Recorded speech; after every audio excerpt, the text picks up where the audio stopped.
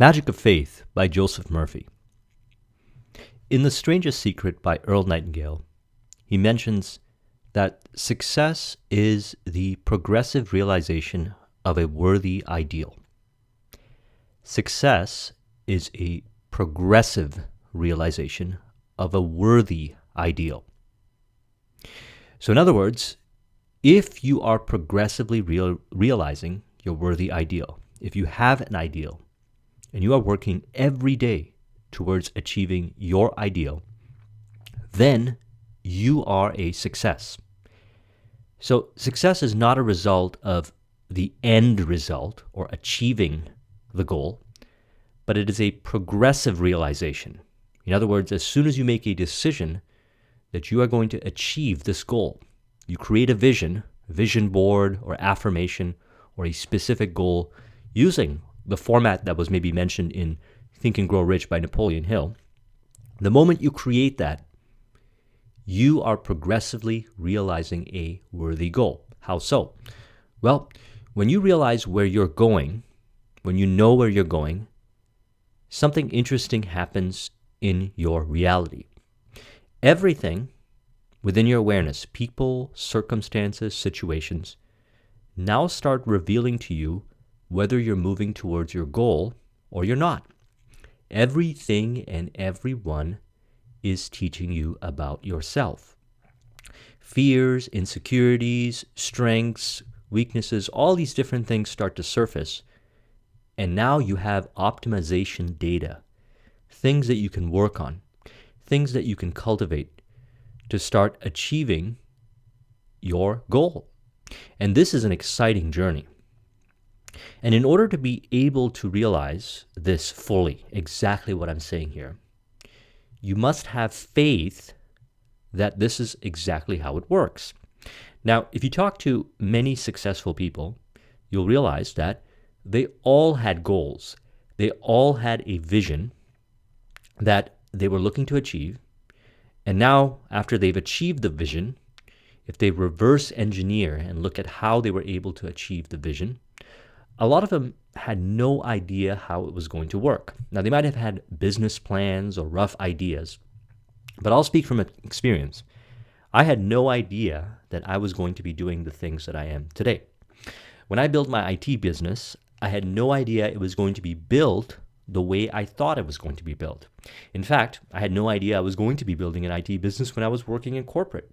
And when I was in corporate, I had no idea that I would be acquiring valuable skills, experiences, and so forth to offer in various consulting services for companies 10 or 15 years later.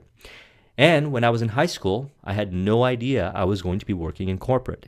In fact, I didn't really think that I was capable of doing it. But one thing that I always had, which I carried with me throughout my life, is the absolute faith that if I put my mind to something, I was going to make happen. It was going to happen. So I really am excited to discuss this book because contained within it, it's not a very extensive book, are key elements about this very mysterious concept called faith. What does it mean? How does it work? And why is it that those that acquire success have it? And why is it that those that don't understand how to cultivate it have difficulty? Let's get into some discussion. Realizing your desire. Now, what I have here is a quote from Steve Jobs' commencement speech. If you haven't watched it, I'm going to put a link in the description. I recommend you watch it. He said some profound things, and he had this speech before he died, and he shared some really deep wisdom. One of his books, his favorite books, and it was said that it was the only book that he put on his iPad or his iPhone and would read it over and over again, was the Autobiography of the Yogi. And I did a discussion on it. If you haven't watched that, I'll put a link in the description. The main concept of this book is called self-realization. Self-realization. And when you start to dig into this concept, some really interesting shifts start to happen in your reality. You start to realize that your outer world is a projection of your inner world.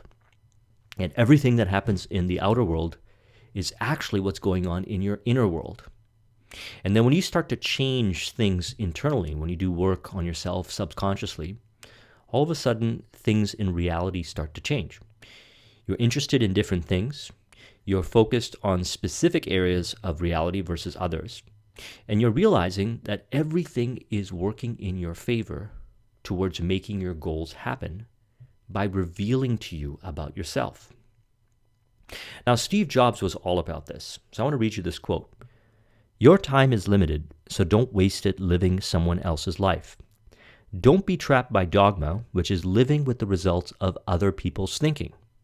Now, this is very interesting. Don't be trapped by dogma, which is living with the results of other people's thinking. See, many people have a hard time thinking for themselves, trusting themselves, having confidence in themselves. And they're constantly looking around to see what others are thinking and doing and base their reality on what others are doing. Now, this might seem very logical on the surface, but it really is, when you dig deeper into this, a sign of, many times, lack of self-esteem and lack of self-confidence. The truth is that if you can imagine what you really want to achieve, I mean, really think big now and ask yourself, what is it that you want to achieve? And then create the vision board or create the affirmations, then you'll start to see the world differently. You'll start to pick up on objective data and you'll resonate or check to see if it resonates with you before making a decision. You won't necessarily ask others for opinion, but rather you'll look at the opinions presented to you by the external world and make a decision from within. So he says it on the next sentence here. Don't let the noise of others' opinions drown out your inner voice. Don't let the noise of other opinions drown out your inner voice. If we've been constantly listening to what others believe we should be believing, if we're constantly adopting another person's ideology, then what happens is we forget about our inner voice. We forget about this power we have within ourselves. And then we start to break faith. When we were younger, we would have these visions, and a lot of times we would be able to create those visions. And they seemed so extraordinary and outside of what other people were doing, but we would be able to create them. And then when we start to absorb opinions of others and how reality works based on media and everyone else, we lose our own inner voice. All of a sudden now we found ourselves believing what everyone says. And when we make decisions or when we set our goals, we base it on what everyone else thinks. So he says, it's important to have the courage to follow your heart and intuition. They somehow already know what you truly want to become. Everything else is secondary. Now, if someone like Steve Jobs were to include this in this commencement speech, I think it probably holds a lot of merit. And it's not about looking at statistics and, again, what everyone else is doing, but to really reflect upon yourself as we're having this discussion and look at past situations in your life where you had faith in something, where you knew it was going to work out, no matter how big or small. And when you actually didn't really ask for opinions from others, but actually did what you knew was right, and maybe you did some research and you checked some things out to see how things would work, you tinkered with things, but you really checked within yourself to see what was right before you made a decision. And then as a result of that, you were able to create the thing. And think about something else in life where you excessively looked for the opinions of others before you moved forward. A lot of times you'd find yourself immobilized and paralyzed and full of analysis paralysis. And as a result, you wouldn't make the thing happen. Interesting how this stuff works. So the outer world is a reflection of our inner world. And a lot of times when we seek excessively to find information in the external world to make our decisions, we lose touch of the truth that we control reality from our inner world. The way you believe reality to work is the way you navigate reality. Let's take sales, for example. If you believe that money is a good thing and that you are offering something valuable to your prospects and clients, you're probably going to go out and sell with more passion and conviction, and probably that will result in more sales.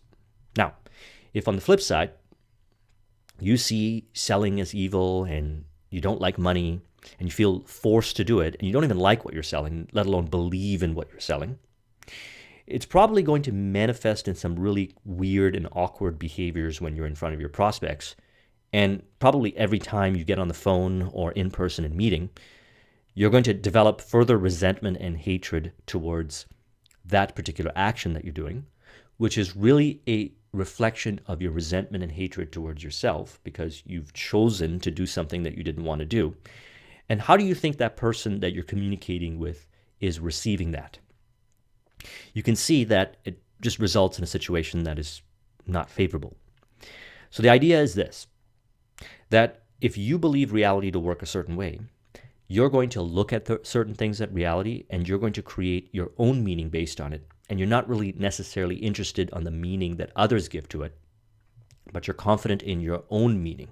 For example, in entrepreneurship, if you look at the statistics, you'll find that most businesses fail.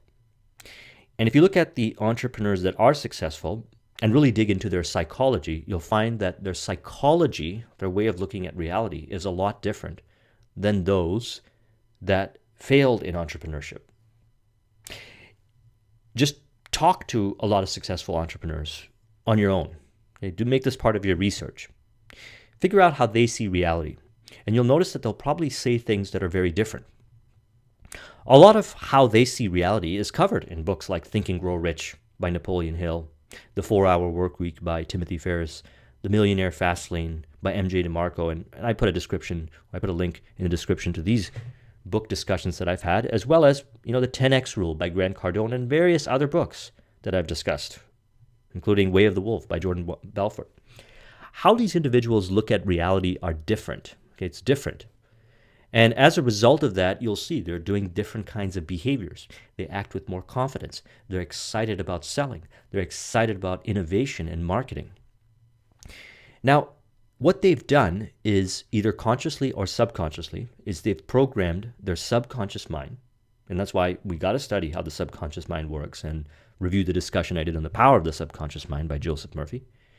And then reprogram our subconscious mind so that what happens is that it orients us to look at reality a certain way. Now, this is done through affirmations. This is done through repeat information consumption of empowering information. This is done by surrounding yourself with people, circumstances, and situations that support your vision and the idea that you have. And as a result of this, you'll start to believe empowering beliefs. You'll even find that you will encounter and internalize new beliefs, and they will nudge the other disempowering beliefs away. And as a result of it, you start moving towards your goal. So there's probably a reason very related to what I'm saying right now that Steve Jobs decided to only pay attention to the autobiography of the Yogi. Because in the book, he speaks extensively within ourselves the abilities that we have and that we can tap into to be from a place of internal locus of control. So you've got external locus of control where people believe reality happens to them. And then you have internal locus of control individuals. They believe that they're influencing reality. Now, everything that we're talking about here when it comes to faith is about you influencing reality. You have to first believe that you influence reality. And you have to look at all the different areas where you believe that reality influences you, and you've got to question it. Apply some critical thinking and ask, is this really the case? This belief that I have of how reality influences me, is it fully the case? Now, when you start to really evaluate it, you'll find many, many, many examples of how it is not so. Studying successful people, reading these kind of books, studying this kind of information, and looking at your own examples, you'll simply find many different ways how disempowering beliefs which you hold on to are not true. Now, in order to make this all work, and we're getting really deep and intense in this, in order to make this all work, you got to have a vision. What is it that you want to create? Now, in the last video that I talked about a concept called power of awareness. And in there, I mentioned creating a video or an audio in which you read your affirmations to yourself in the present tense, like I am, I have, in the present tense. become that in your audio and play that to yourself over and over again. And every time you listen to it, believe that you live in that right now. That is who you are. Now, why do we do that? The reason why we do that is because what that does is it calibrates ourselves to look for all the areas in reality how this is true or how it is not true. And when we find areas where it's not true, we rewrite the meaning. We create the belief that it is so. Now, why would we do that? Because when you do that, you start to act differently. You develop different habits. You start actually moving towards the goal. Now, you can't do this just once or twice. You have to do this over and over again, and you have to ensure that you support the information that you are presenting in that audio to yourself with supporting information. Now, the beauty is this: you only have 24 hours in a day. And within that 24 hours, you are consuming information. You're consuming information from friends, from books, from the media, from YouTube, wherever you consume information. And you have a choice on the information that you consume. Now, when you place yourself in situations and environments and circumstances where you're consuming information that validates and supports your goal, that is further emphasizing the points and programming your subconscious mind, and what you'll find your behaviors will manifest automatically. You'll be excited to do the sales. You'll be excited to do the fitness program. You'll be excited to do whatever it is that needs to be done to achieve your goal. Now, this is a net result of having awareness of your environment. You're looking around in your environment and you're saying, what is supporting me and what is not? And this is all weighed up against this ideal vision that you have, as going back to the start of the program, or not the program, but the video that Earl Nightingale said, success is a progressive realization of a worthy ideal. So this is the progressive realization, the awareness and making optimizations. Now, this is exciting stuff when you work on it. You get excited about this because when you do this right, reality starts to look different, almost turns into a game. What's working, what's not working, and you have a lot of fun. And you put out the success aura and you are excited and you're passionate and you have even more faith cultivated within yourself because you have excitement towards the goal.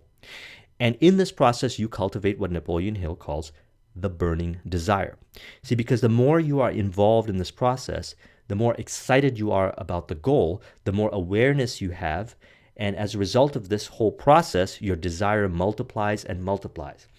And if you're dedicating time to only focus on your vision, and that's all you know in your reality, then your intensity on that desire starts to increase. And when your intensity on that desire starts to increase, everything we're talking about multiplies. So again, Napoleon Hill right here from the quote from, "No one may achieve success without first knowing precisely what he wants. Study any person who is known to be a permanent success, and you will find that he has a definite major goal. He has a plan for the attainment of this goal. He devotes the major portion of his thoughts and his efforts to the attainment of this purpose." So you got to look at and ask yourself, what is it that you want to achieve? And you got to devote a major portion of your thoughts and efforts towards the attainment of this purpose. You're going to get the awareness when you have a clear vision. The moment you create an audio like that, or the moment you create the affirmations, all of a sudden you'll start to gain an awareness on reality. Your reticular activating system will find the things in reality, the information, the mentors, the products, the services, whatever is required to help you, you're going to find it. Desire is the power behind all action. We could not lift our hand or walk unless we had the desire to urge to move. So desire is the power behind all action. If you were not motivated, if you didn't have a desire, you wouldn't even get out of bed. Now, if you want to create desire, then you have to create a goal, and you have to create a worthy ideal. See, what I found in my journey is that when I create a goal, it has to be about a number of things. Number one, it has to be something that I'm passionate about. It has to be something that I will benefit from, something in the business realm, creating a product or service, producing something that is of real value to others. Because then, as a result of that, I serve people. So I'm benefiting the lives of people. And as a result of that, they're improving. They're getting better. The products and services that I create improve their lives. And I'm getting paid for that. So that's very motivating. And it's helping them level up to a higher level of success or achievement or betterment in their lives. So it's a spiritual purpose. So for me, a goal, and this is my personal choice, needs to have a component of I win and I produce results and I benefit from it. Others benefit from it. And evolution, or you could say infinite intelligence, or you could say whatever, spiritual, benefits from it as well. Now, when I have this goal, it's holistic. Okay, so it's motivating me from these three areas. What I found is a self-serving goal, it doesn't really have that kind of impact and power on me for the burning desire. Why? Because when I create a goal like that, there is a number of different situations in my life that show up where I might not have the motivation. I might feel like, you know what, I'm tired today. And then I think about the people that I'm serving or the higher purpose, or I think about what I want to achieve. And either one of those gets me back into it, creates the desire. And then I've got momentum and I keep going and going and going. And that forms a habit. Okay, I did a discussion on power of habit. Recommend you watch that. Now, all that is fueled by desire. And that desire is fueled by this vision. Clear-cut vision. So it's important when you create your vision that you are clear. That's how you cultivate faith. If your vision is abstract and it's kind of general, you're going to find that you won't be able to cultivate as much faith. Now, I found this from my own personal experience. So the clearer I am in my vision, the easier it is for me to cultivate faith. And the easier it is for me to go into a burning desire. And then when I get into a burning desire, I am unstoppable. I am concentrated on my goal. I am working on it day and night. I'm not interested in anything else outside of that, and I achieve it. And what's even better than achieving the goal is the journey. I enjoy the journey. Now, is it better or is it not? To each their own. But I also like the process of achieving the goal, and that is what Earl Nightingale's talking about. That feeling is success, progressive realization of the worthy ideal. Desire is the power behind all action. Now let's talk about believe. Okay, let's say we're talking about all these things right here and it sounds nice, but you have some doubts in your mind. Well, understand something.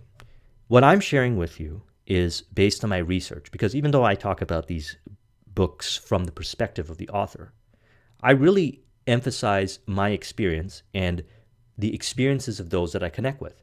I connect with many entrepreneurs and many individuals who are involved with creating their dreams. And I study them and I look at every little part of their life and I can ask them all kinds of questions, and then I can figure out exactly why they are where they are from many years of research. And as a result of it, I've cultivated belief in all of these things that I'm talking about. Not blind belief, but from actual experiences of evaluation of myself and others. So what is belief and why is it important when it comes to faith?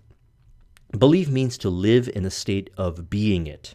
It means a complete mental acceptance where there is no longer any doubt or question in your mind.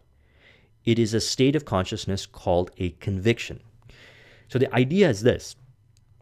We create a vision of what we want. We have absolute faith that the progressive realization of it is success, and we have it. We live it from that perspective. Now, this might sound confusing to a lot of people, because how do you have it if you actually don't really have it in reality? Now, it is coming. It is there. And what you are doing is you are realizing, you're looking at all the information that's presented to you in your awareness from people, circumstances, and situation, and observe how they're all teaching you about yourself, your ability to manifest it and create it, or your lack of ability to create it. And then you go to work on this. And then what happens is that as you remove those inefficient areas, those inconsistencies, you start to have more conviction. Then when you talk about your goal and your vision to another person, you present it with absolute conviction. Now, how does this help you with sales? Well, when we talked about Way of the Wolf, Jordan Belfort's method, one of the things that he mentions in there is you've really got to believe what you're selling. And belief in this regard is conviction. Now, you see very pragmatically how this translates into success. If you're in sales And, I've done a lot of sales for my IT business, and a lot of things that I'm involved with. I'm involved with sales, and I choose to be consistently involved with sales because sales is the highest paid profession, as Earl Nightingale talks about in Stranger's Secret. If you're good at selling, the sky's the limit. You can create businesses on the fly and sell products and services. You can go and work for a company, and if you're good at selling, they will not only pay you, they'll pay you well, they'll incentivize you, they'll give you bonuses, and they'll fight to keep you over there. Why? Because it's a skill that is so valuable, and it drives industry. It drives the economy. People who can sell gets money moving. Now, when a person knows how to create a conviction in themselves, they sell better because there's something called the law of state transference. And it works like this. When you're in front of somebody and you really believe, and I'm talking authentically believe that it's of value to them, that person will feel it. That is core confidence.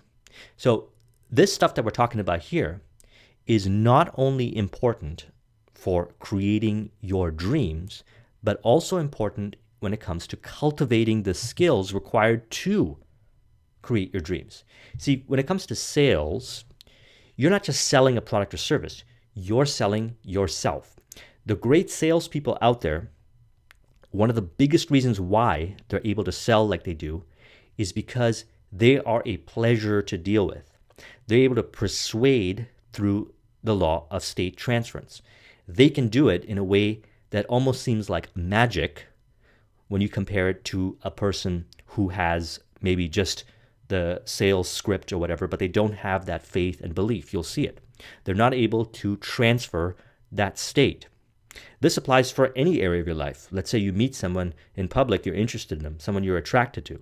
If you go up to them with a belief and confidence, you will see them respond differently. Why?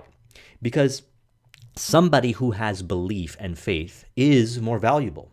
Because for that moment, they're experiencing something that they want to experience in themselves, and you appear to be more attractive. Now, we can talk about these kind of things for hours, but it's important to realize that when you are creating your vision, that you must work yourself into an absolute belief where it's conviction that your dream is going to come true. And we've talked about these various elements in this video, as well as in the power of awareness on how to make this so.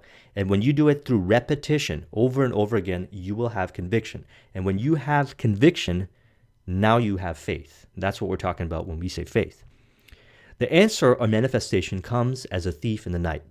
You know, a thief comes when you least expect him. There's always an element or surprise. Perhaps when you are sound asleep, the thief will come. If you sit up watching and waiting for the intruder, he will not come. Likewise, we must go about our daily business, and the moment we think not, the answer will come. You are now at peace, make whole, so to speak. You do not have to assist this infinite intelligence. It is all-powerful. It would be foolish to try to add power to power. Something interesting happens when you've got this conviction and you've got this faith. Now, all of a sudden, hunches and inspirations will start to come for you. This is also talked about in Mastery by Robert Greene. This is something that is experienced by those that are deeply submerged in their craft, in what they do. They're working on it, they're cultivating faith, they've got the conviction and so forth. Hunches, inspiration, people show up, and various circumstances happen to further emphasize your achieving the goal, number one, or number two, actually lead you down the path towards achieving the goal. The client will show up, the partner will show up, the opportunity that you've been waiting for will show up, and it will pop up. And I can't tell you how many times this has happened to me, and I'll speak from experience, and happens so frequently when you are in the state of faith, which is conviction. If you have doubt, then this is less likely to show up. This is what you'll find. When we possess something in consciousness, we do not seek it, we have it. Another point I want to stress here is when the student questions, how will it come? He shows lack of faith and conviction. Now, this is interesting because this sounds almost a little contrarian for those that don't understand how this works. When you believe in your consciousness that you possess it, that you are that, and it's just a materializing in front of you, there's a different heightened level of awareness that you have. And as a result of it, you are seeing the signs and you're progressively realizing it towards a worthy ideal. If you are on the right track, then you're doing this, what Steve Jobs is talking about. You're not getting trapped by dogma. You're not living with the results of other people's thinking. You are not letting the noise of other people's opinions or all the knowledge that exists in reality drown out your own inner voice. And again, go and watch the video that I did with Autobiography of the Yogi and actually read that book, because you'll see even more so. And this is also covered in Think and Grow Rich. And you'll be following your intuition. And you'll also be infusing that with all your various understandings of different knowledge that you've gathered as you've been navigating reality. And you'll be able to pinpoint certain things in reality that will almost seem to stand out, glow to you, and you'll take that action. And when you do that, you'll be able to, it'll appear to others that everything you touch turns to gold. But the reason why this is so is because you've put yourself in that consciousness where you believe you already have it, and you are in conviction that it is yours, it is rightfully yours, and as a result of it, everything is making it happen. Where people experience negative situations, you will see them as positive situations. Disasters, problems will now seem as opportunities. This happens with individuals who put themselves in this state. Now, it's a state of consciousness that everybody experiences at some point in their life. But successful people who constantly achieve success keep themselves in this state over and over again. That's why when you produce a result, it's very important that you create another goal and you progressively realize that again and again and again. Why? Because this is an amazing way to live life. And when you're not living life like this, things are going to seem random. Things are going to seem meaningless and pointless. And you're not going to be doing things that really give you a lot of passion and joy. And you won't be attracting the people, circumstances, and abundance that are of a higher caliber, higher magnitude, that will teach you some really profound things. Steps to happiness. Happiness is a state of consciousness. Faith and fear are moods of the soul. Your faith is a joyous expectancy of the best. Fear comes to challenge your faith in God or the good. You must look upon fear as man's ignorance or his false beliefs, which try to overcome his conviction in the good. So when you are in the state of consciousness of absolute faith, there may be situations that come up where you're going to have to take an action or so forth, and then you experience fear. Now, this is optimization data for you. You got to ask yourself, why is it you're experiencing fear? To pay attention to the fear and let the fear control you is to break out of the consciousness of conviction, is to break out of the consciousness of fear and or consciousness of faith. So as a result of that, your judgment is clouded, you're not as clear, and you don't end up getting the result. So when you see fear showing up in the journey towards achieving that result that you want, that goal, it's important to question the beliefs that are making that fear have power over you. So fear is based on the false beliefs that there are other powers that are external things and conditions that can hurt you. Fear must leave you because it has nothing to sustain it. There's no reality behind it. Its claims are false. Come back to the simple truth. Only your thought has power over you, and the one almighty power now moves on your behalf because your thoughts are in tune with the infinite one. So what this means is that when you experience fear, what you got to do is ask yourself, what's the belief behind me experiencing this fear? Again, see how it's not true. Find situations where others have experienced it or you have experienced in your past where that fear or the manifestation of whatever the outcome is of that fear is not true. And then what you have to do is you have to take the leap. You have to go through the fear. Because when you go through the fear, you'll realize that it was no big deal. That wasn't a big deal. And the more you do that, the better you get at this. And the more you rewrite the beliefs and meanings surrounding fear. You eventually get to a point where you have far less fear. You appear to be fearless. Now, I've been in entrepreneurship for many years now, and I've done a lot of things that have helped me overcome fear. And a lot of times I forget what it was like to have certain fears. So when I'm talking with someone and I'm like, yeah, just stop doing that and do this thing, all of a sudden I see the fear come upon them. They get crippled by fear. And I have to stop for a moment and realize that I understand that they're feeling that because I had that before. And what they have to do is they have to go through it. over and over again to be able to get to the point where I am, where that thing doesn't seem like a big deal anymore. Perhaps you say to yourself, business is bad. It is going to get worse. Furthermore, you may say to yourself, the worst is yet to come. If you have this attitude of mind, the first thing in the morning, you will attract all the experiences to you, and you will be very unhappy. So it's all about where your attention is. Energy flows where your attention is. So where your attention is at right now, that's where the energy is. And if all of a sudden your attention and your awareness goes on to something that is bad or some negative outcome or some fear, and you focus on it, now all of a sudden you're programming your subconscious mind to cultivate that energy within, or that fear or that belief within. And then what happens is that it essentially rewrites the programming of what we are trying to cultivate here, which is one of faith and abundance. And the more you experience fear and focus on it and dwell upon it, the more you will orient yourself towards situations that bring it so. We call it self-fulfilling prophecy. And the idea behind this is that your attention is on how it doesn't work or how it's not going to work. And as a result of it, you're looking for data and information. And some people even do this. They'll search the internet for validating information of why it's not so, and they'll find countless information.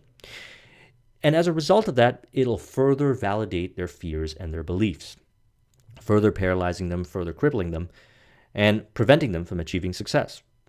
So the idea that I always like to keep into consideration when something happens where I notice that my mind goes on to something negative is I catch myself through my awareness. I've trained myself to do this and say, that's not actually true.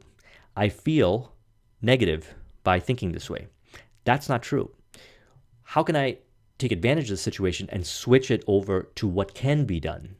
The thousands and thousands of things that can be done. For example, if you have a business and you run a marketing campaign and it fails, a lot of people might conclude, oh, it fails and it's just not going to work. Well, what about all the parts that make up the whole? What about all the areas that you can optimize? And what about all the data that you captured as a result of that so-called failure that is now helping you move towards your goal? When you start to look at it that way, you're more likely to look at the data that way. You'll get excited about that data that way, and you'll be able to figure out the next move. And also, when it comes to business is bad, let's say even the market is bad for whatever reason in a certain industry. Well, if you focus on that, then you're just going to get involved with everybody else who thinks that way and only sees a limited amount of options available, most likely leading to failure. But if you look at that and say, well, I understand that people say that it's bad or the market reports say, however, I'm still focused on figuring out ways on making it work. I know I can make it work. There are ways to make it work. All of a sudden, you'll look into different areas, your brain power, all the experience that you have will go in and work something out where you will find maybe an alternative way of doing things or an alternative area where you could do business with, hedging, or some kind of thing will show up as a result. But it would never show up as long as you stay focused on how it's bad. You can experience nothing outside your own mentality. Your dormant mental mood is the way you think and feel inside about yourself, others, and the world in general. What is your present mental attitude? How does it feel inside? Are you worried, confused, angry, or concerned about other people's actions? Or are you not happy because you are dwelling mentally on limitation? See, the beauty of this is you can always inventory yourself. You can always go within yourself and ask yourself, how do you feel? How do you feel about certain people, circumstances, situation, opportunities, problems, whatever? And all these things will tell you where you're orienting yourself. It'll tell you about how you feel in your mood. Now, you can take all those feelings and moods that you have and those different ideas that you have that feel negative, and you can rewrite the meaning. You can look for situations where others have overcome that or looked at it from a different perspective to create a positive meaning. And you can adopt that as your belief. You can adopt that as your idea. You can adopt that as how you look at reality. And then the way you look at reality starts to change and the way you feel changes. And as a result of it, you feel good most of the day or all of the day. And some who are not in the understanding of how all this stuff works might see that as impossible. Well, if you see that as impossible, then again, you're creating that belief and you're not looking at those that were actually able to create it to be so. So the fact is this, is that you're going to have different feelings about various scenarios. And those feelings are governed by the meaning you're giving to that particular scenario or situation. And when you change the meaning internally, that situation changes. As the saying goes, when you change the way you look at things, the things you look at change. Now, why do we want to change the way we look at things? Because by changing the way we look at things, we change what it is, the meaning we get, and our orientation towards our goal. Because if you want to achieve success, you're going to have to maintain a positive flow, a positive vibration. Flow, by Mihai Csikszentmihalyi, we talk about this, maintaining flow. You know you're in flow, and when you're creative, when you're doing the right things and you are being somewhat challenged, but also you're rising up to the challenge and you're learning and growing, that's flow. And you stay in flow when your focus is on the goal. You have to know where you're going. But if you orient yourself outside of it by focusing on a feeling that is negative, now all of a sudden you throw yourself out of flow. Now, if you have a belief about that feeling in the positive, when that idea or that experience shows up, you have the positive meaning about it, and then you stay in the flow. Begin to anchor your mind on thoughts of peace, success, and happiness. This is really prayer. Do this frequently, and you will be like the Irish farmer who said, "It's a habit of mine to be happy." Your dominant mental attitude rules and governs all your experiences. Therefore, nothing can come into your world but the outpicturing of your mental attitude. Love all things good, and even your so-called enemies will be constrained to do good to you. See, what happens is that when you interact with people, if you're operating where you see positive and the good and so forth, when you connect with people, what's going to happen is they're going to mirror that back to you. We have mirror neurons in our brain, and that's how it's going to be. Think about a situation in your life when you're feeling great and you are in a high flow and in state and so forth. And when you connected with someone, maybe before connecting them, they might have seemed negative or down. And all of a sudden you connect with them on that energy, they get positive right then and there. Now think of a situation when you are not as high or not as much in that state. And when you try to connect with someone that maybe is negative, all of a sudden you get negative. Because this is what we talked about in Pitch Anything. It's called frame control. Now this stuff is very multidimensional. There's a lot of different ways of explaining it. But the idea is this. Your dominant mental attitude governs your feelings and how you look at the world and how you carry yourself, your body language, your voice tonality, all these different things. And when you're interacting with people, people receive that. And we're oriented to, as humans, to pay attention to who is a high status human being, because that person offers us resources and they're from a place of abundance. Now, when you present yourself as a high status human being, which is one who navigates reality with ease and confidence and has a lot of positivity and energy and is passionate and has this certain kind of energy that they carry with them, the other person has been conditioned biologically to flip switches in their brain. They don't even know they're doing it, to go into your reality. Now, this is why we train ourselves to, it says here, even learn to love your enemies. Because we don't want to create any kind of stories that will get us to change ourselves from positive to negative when we are in the presence of people or different kinds of situations. The more stories, the more beliefs, and the more ideas that we change that are oriented towards negativity, the more we will remain positive in these situations, and that will work to our advantage. This goes into our next point, harmonious human relations. It is foolish to blame or accuse others, as we must realize that others are witnesses telling us who we are, as within, so without. If there is discord within, there will be discord without. If we dwell in a mood of lack and limitation, others must come and testify to our lack.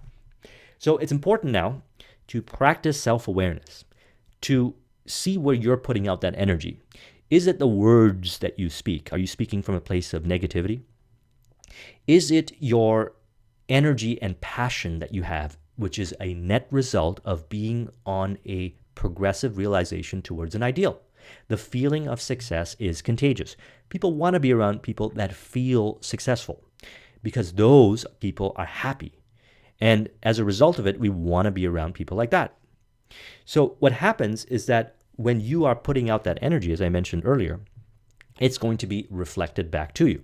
Now, if you don't have that energy and you have limitation and anger and your voice tonality is that of defeat or resentment, or you are talking about negative things, now all of a sudden you're going to attract people in that same frame. And they're going to connect with you, and you're going to want to connect with them, and you're not even going to realize that you were in this situation and you're further taking yourself away from your goal. Now, what they are doing is they're telling you about who you are. It's not their fault. You have attracted them into your life as a result of how you are, and they're telling you about yourself. So you can't get angry or blame them. Now, this is happening at the obvious level and even nuance level. Okay, you'll find this to be true as you continue to evolve in the skill.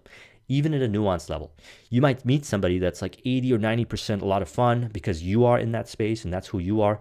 And then there's like a 10% kind of negativity that they have that every time shows up.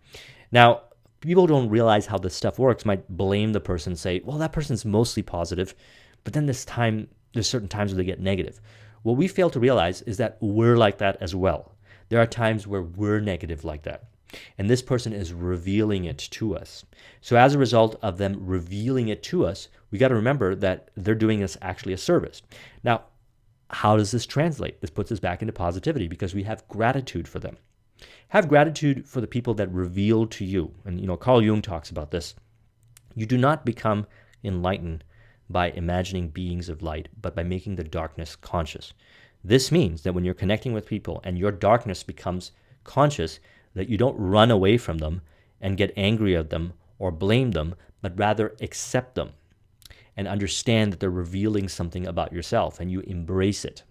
Now, as you embrace it, you make peace with it, and you go to work on it, you'll find yourself not having those people or having that side of them show up in your interactions with them. The first thing you learn is there is no one to change but yourself. The above truth has outer and inner meanings. As you would that men should think about you, think about them in a like manner. As you would that men should feel about you, feel about them in a like manner. As you would men to act towards you, act towards them in a like manner. This is to be emphasized. What you think about others is actually what you're thinking about yourself. If you talk bad or talk down upon others, you are thinking and talking bad about yourself. And you're going to get that in your reality. It's going to be reflected to you. How you feel about everyone in your reality, people in your immediate reality, people all over the world, how you feel about them is how you feel about yourself. And as long as you continue feeling that way about yourself, you're going to attract it. Now, when you change the way you feel about yourself, you'll start feeling better about other people. When you think or change the way you think about yourself, you'll start thinking better about other people. The world will seem like a friendly place. And what happens is that whatever it is that you do, understand something, that what you're doing, and this is something that was emphasized in The Strangest Secret. He talked about if you think that you could live your life by deluding others, you will end by only deluding yourself. If you believe you can enrich yourself by deluding others, you will end by deluding yourself. So understand something, whatever you put out, and if you might think you're slick by deluding people, somewhere, somehow it comes back to you. This is how it works. So it's important to be upfront, keep it real, be honest, and do good. And then what's going to be very interesting is you're going to have a greater sense of awareness when you are dealing with a deceptive person. So one of the questions I get a lot is, how do you know if someone's keeping it real? Well, you keep it real and you observe that your awareness is higher and you'll see inconsistencies in them, and then you have a choice whether you want to deal with them, continue dealing with them or not. Do you observe your inner talking? For example, you may be polite and courteous to someone in your office, but when his back is turned, you are very critical and resentful towards him in your mind. Again, this is deception. All you're doing is you're just playing yourself. You're just deceiving yourself, and you're creating these meanings and stories that where your mind is focused on, and you're attracting more of that into your life.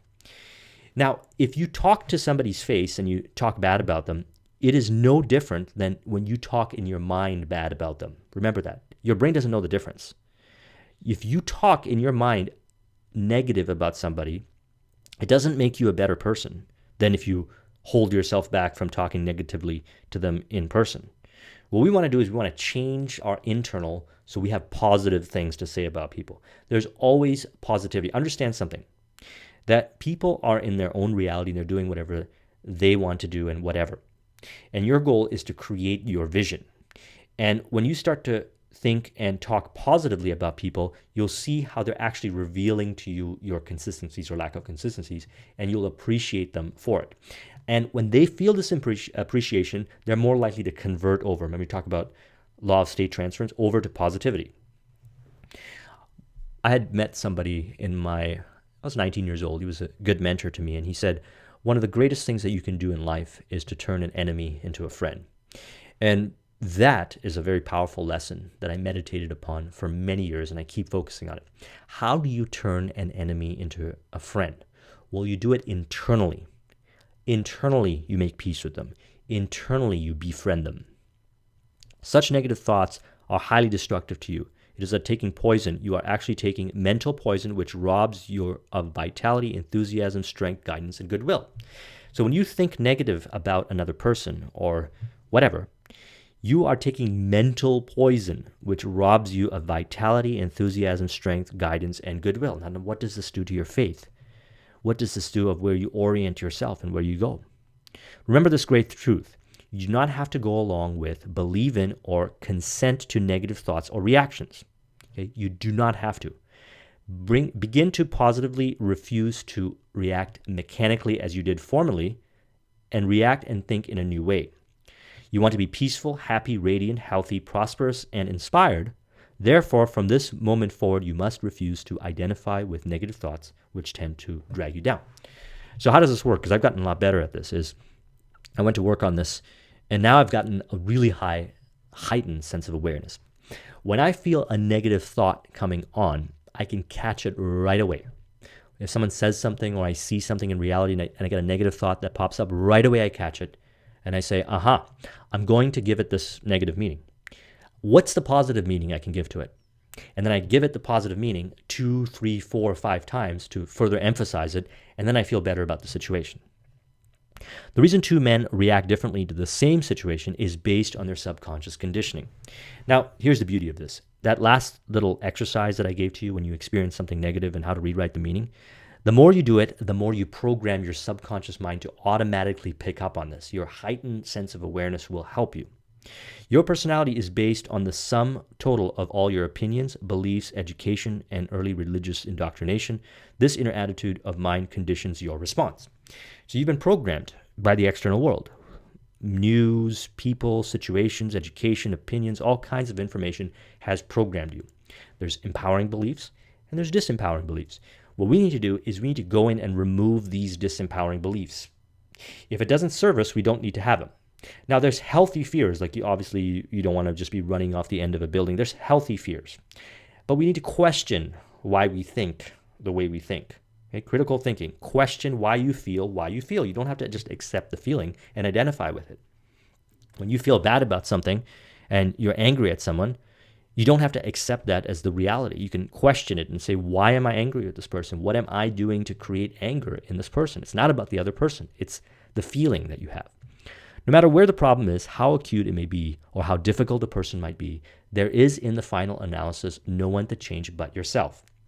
When you change yourself, your world, your environment will change. Begin with number 1, yourself. Now, going back to the start of the video, we talked about how you got to have a clear vision of this ideal that you want to create. Success is the progressive realization of this worthy ideal. And when you realize that you are in possession of it, you step into that ideal. And when you step into that ideal, what happens is different kinds of fears and insecurities and beliefs and different kinds of negative emotions and stuff like that might pop up. When it does, you don't try to change the external, you change how you feel about the situation and your thoughts surrounding it internally. Then you will be behaving and acting as if the person of that success, not faking it, but actually being. See, some people think about this concept of faking till you make it, and I disagree with it, because at the end of the day, I understand how there's validity behind it because it's like you're trying. But a better way of looking at it that I found is realizing that you already are that person and that you are taking steps in the direction, and every step you take in the direction is telling you your congruence or incongruence about this vision that you see of yourself. And when you see the incongruence, correct it. Don't let it slide and just keep making steps in that incongruence, because that will lead to problems. So the idea is you've got the vision of what you want to create in your reality, this ideal person that you see yourself being, and then you move in a progressive realization towards that ideal. And as you do it, you will change the meanings, the beliefs, and the different ideologies that you have to realize it internally. And then your world, your environment, and circumstances will change. You'll find yourself doing certain things that are positive, and you'll find yourself not doing things that you were doing before. You are here to discipline yourself so that your intellectual, emotional, and physical nature are completely spiritualized. So the thoughts, the emotions, and physical actions that you take need to be in alignment. This is our goal in life. Congruence, keeping it real. When you have a thought and an idea of who you are, who you want to become, how you believe reality to work, we feel an emotion towards either moving towards in that direction or not, and it's congruent or not congruent. We need to question that emotion. We need to ask ourselves, why are we feeling that way? If it's positive and it's in alignment with the intellectual, with the idea, what's interesting is that physically you'll take the action. Automatically it'll manifest into an action. So you can always tell when somebody's thoughts are in alignment with their emotions, because you could feel it in their communication and how they carry themselves. And then you'll see the actions being very smooth. Now, this is how we want to be. If there's inconsistency in the physical action and the intellectual thought, we need to ask ourselves why. What's the reason behind it? What's the meaning? What are the beliefs that we have that are driving the emotions that is getting us to act in that certain way? If you see yourself emotionally responding to certain situations, you need to say, well, why am I emotionally responding in this way? Let's say it was a negative way. Why do I have this negative emotional response to this particular situation? What's the idea? What's the thought behind it that I have? What's the story? What's the belief that I have that's driving this negative emotion about this current situation? I could choose to be angry at the situation and fight the situation, but knowing that it all comes from within, I can change intellectually how I believe the situation to work. And I don't need to listen to the opinions of others to tell me what I need to think about the situation. I could learn to trust myself. This goes back again to the beginning of the video, training and cultivating this ability that Steve Jobs talked about. This is why I put it together in there, because this is a framework for being able to live that particular philosophy that Steve Jobs was talking about, which served him really well in life. Questioning intellectual thoughts, emotions, and physical actions all the time to ensure that you're keeping it real and it's congruent all the way through. Someone who's congruent, that's what we're talking about when we say core confidence. Someone who's congruent manifests core confidence. And they're like this with as many things as possible. Someone who is able to live in a place of congruence lives in a place of ease, and they attract amazing people, circumstances, and situations in their life. This is the spiritual journey of life, getting everything in alignment. There's actually 3 brains that we have internally, and each one of the brains works with a different part of this element. Intellectual, got neocortex. Emotional, we've got the mammalia. And the physical, we've got the reptilian brain. Now, we talked about this in Pitch Anything, so you can go through the discussion over there so you can learn more about it. It's called the triune brain model, and it's important to learn it. The goal is to get them all working together. When they're all working together, they're in harmony and they're in sync, and then you got a congruent human being. You can always tell when someone's dominated by their physical or their emotional or intellectual, and they're at the whim of that. So emotionally, they're all over the place. And as a result of it, it's manifesting all these physical behaviors and it's very destructive. And by working with all these things together, they can learn to harness the power and be able to be consistent. Or some are very intellectual, but emotionally, their intellect is driving some kind of negative emotions. So you'll meet people who are very intellectual, but their intellectual thoughts that they have, which may sound very sophisticated, drive negative emotions and as a result drive physical actions that end up harming themselves or others. Very important stuff. Now, when we're working with emotions, we want to remember this. Repressed or suppressed emotions rise like ghosts to haunt you later on. Okay? Repressed or suppressed emotions. We're not trying to suppress or repress emotions here. That is very destructive. There's a spiritual and psychological way to banish these ghosts, which walk in the gloomy gallery in your mind. The ideal way is the law of substitution. Okay, so Napoleon Hill talks about this. Transmutation. Okay, he uses sexual transmutation, the same kind of thing. Through the law of mental substitution, you substitute a positive, constructive thought for the negative. So transmutation, your ability to take one thing and transmute the meaning into another, to take one feeling and have it mean another. This is what's also discussed in Man's Search for Meaning. I did a discussion on that. Watch that video and read that book. So we take a mental thought that is driving an emotion and we change that mental thought so it has different meaning and now gives us a positive emotion. That's how we do it.